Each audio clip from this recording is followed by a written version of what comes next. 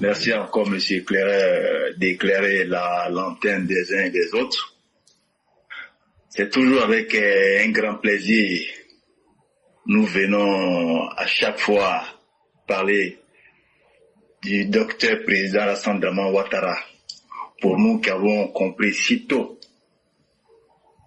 Et depuis les années 89-90, quand il quittait la BCEAO en tant que gouverneur, pour être d'abord président du comité interministériel en 89 d'abord, avant d'être nommé Premier ministre, Houphouët nous disait ceci: nous le connaissons pour son sérieux, nous le connaissons pour ses connaissances profondes des milieux bancaires et financiers, pour ses relations excellentes entre les deux grandes institutions, la Banque mondiale et nous. Et je pense qu'il réussira à faire oublier ce malentendu qui est arrivé entre nous et le peuple.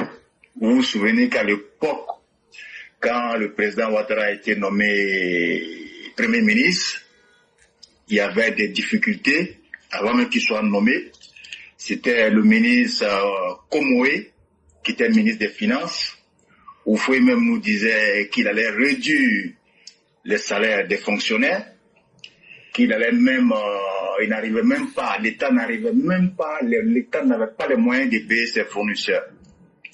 Et quand le président Ouattara arrive, d'abord président du comité interministériel, Premier ministre en 90, et il a mis des réformes d'ajustement structurel.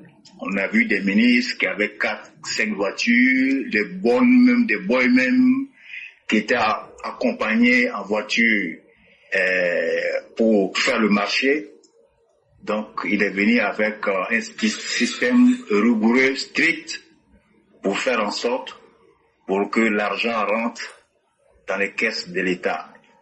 Et vous vous souvenez encore, quand Houphouët avait pris la parole avant qu'il soit nommé président du comité interministériel, Houphouët nous disait, il doit réussir, je lui fais confiance, nous devons lui faire confiance et il réussira.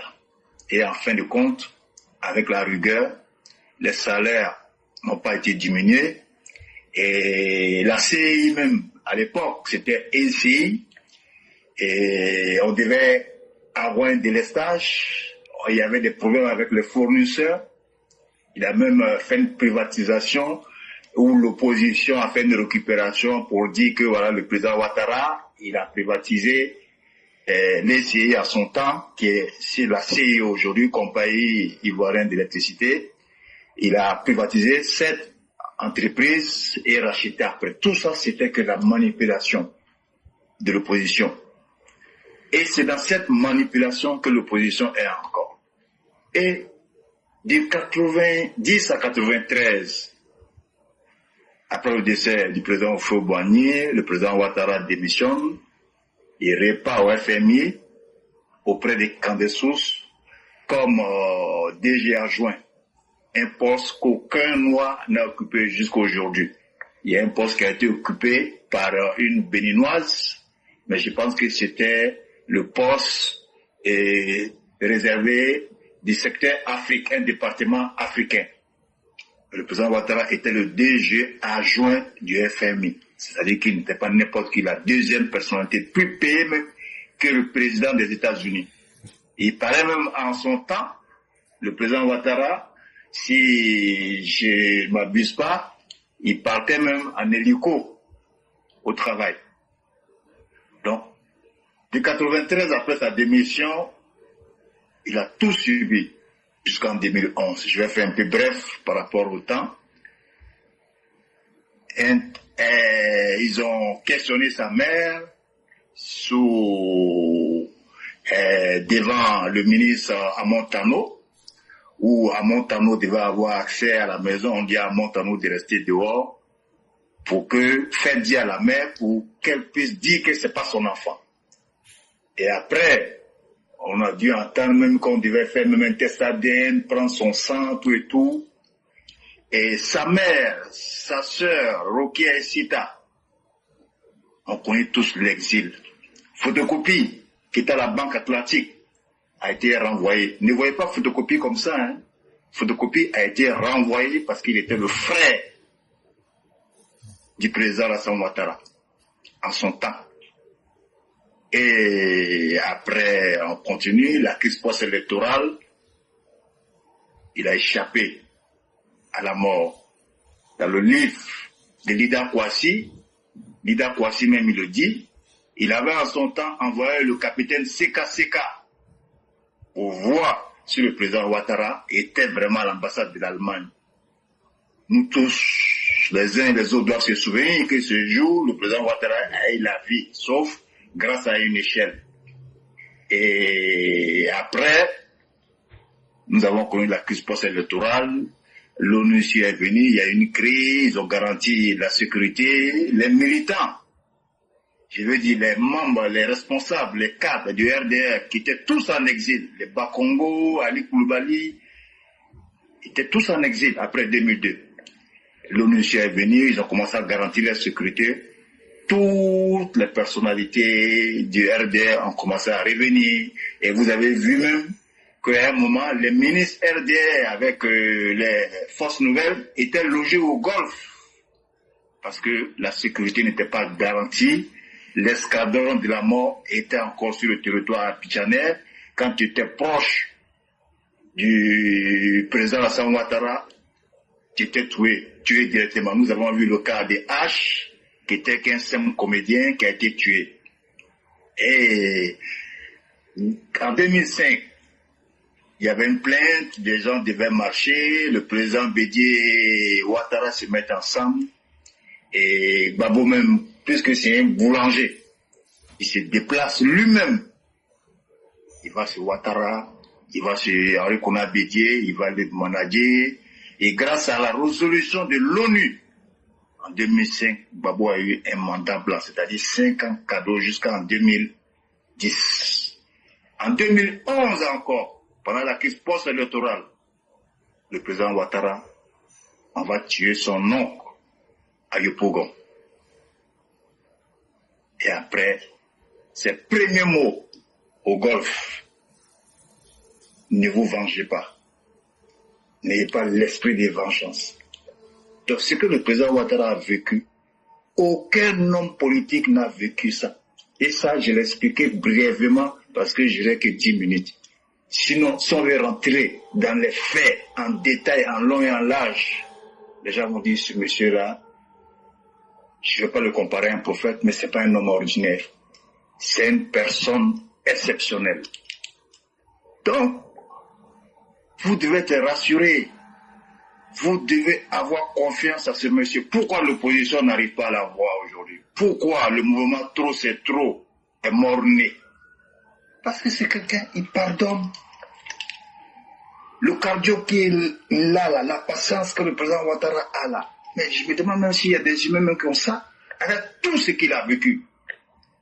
Il a pardonné, il a connu l'exil, sa mère, ses frères, son frère, sa soeur même qui était à Air Afrique, qui a perdu son boulot aussi, son oncle tué.